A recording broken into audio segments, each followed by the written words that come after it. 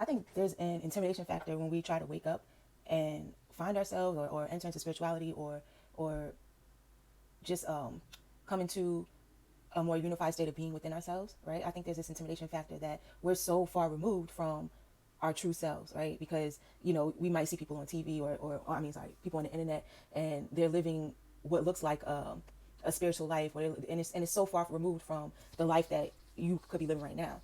And I just wanted to make some things clear about spirituality, and that it is not far removed from you. It is you, right? You are spirit having a human experience, right? So peace and love and being content is your birthright.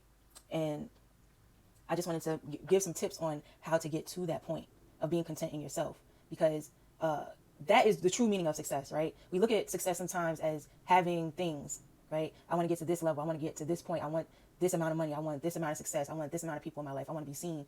All of these things. But what you want these things for a reason, because you want to feel a certain way, because you want that peace, because you want that love, because you want that acceptance. But all of that is you, right? All of that is your true nature.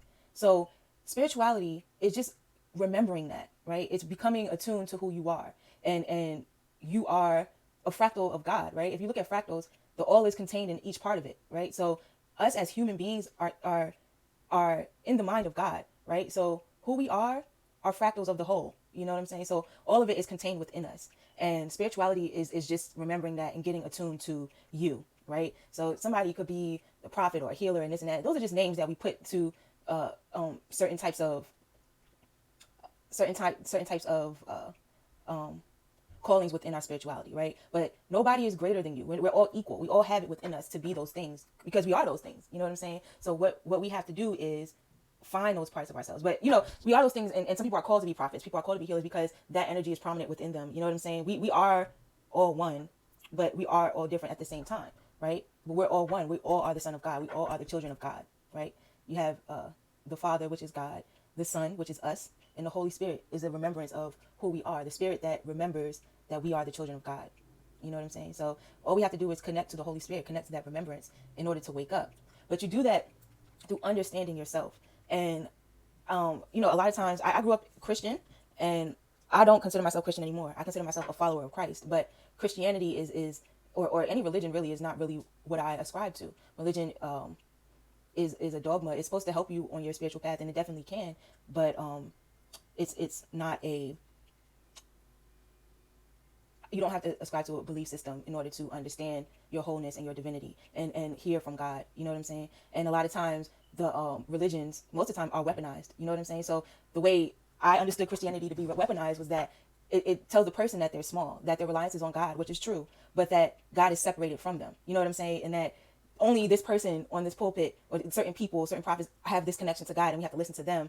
And we're lowly, right? And there's the only way to connect to God is to connect through these people. And that's simply not true. God is within you.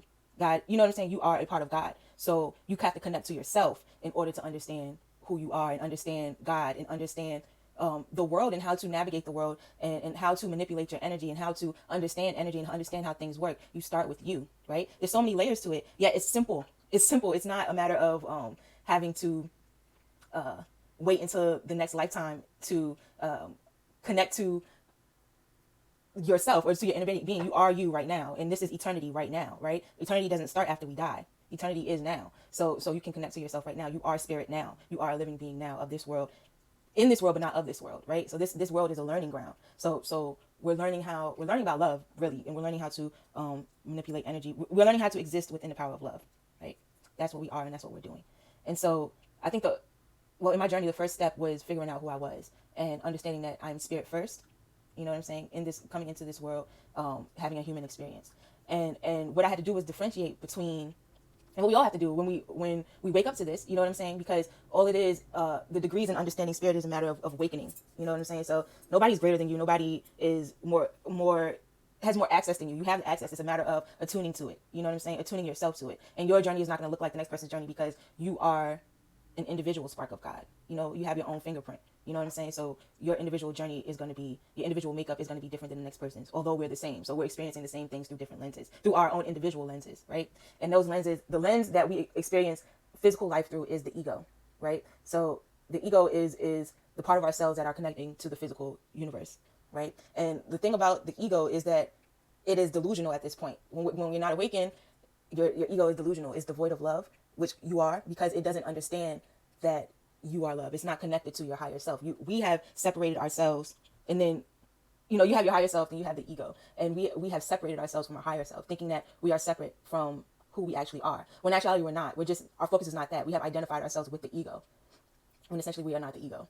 We are us having an experience through the ego, right? So what our job is to correct our job here is to correct the perception of the ego, so that we can live love lives full of love, full of passion, full of hope, full of joy. You know what I'm saying? That's what we're looking for in success. We're looking for joy, passion, love, but we're looking for it in the wrong places. We're looking for it outside of ourselves because we think that we're separate. You know what I'm saying? But we're not.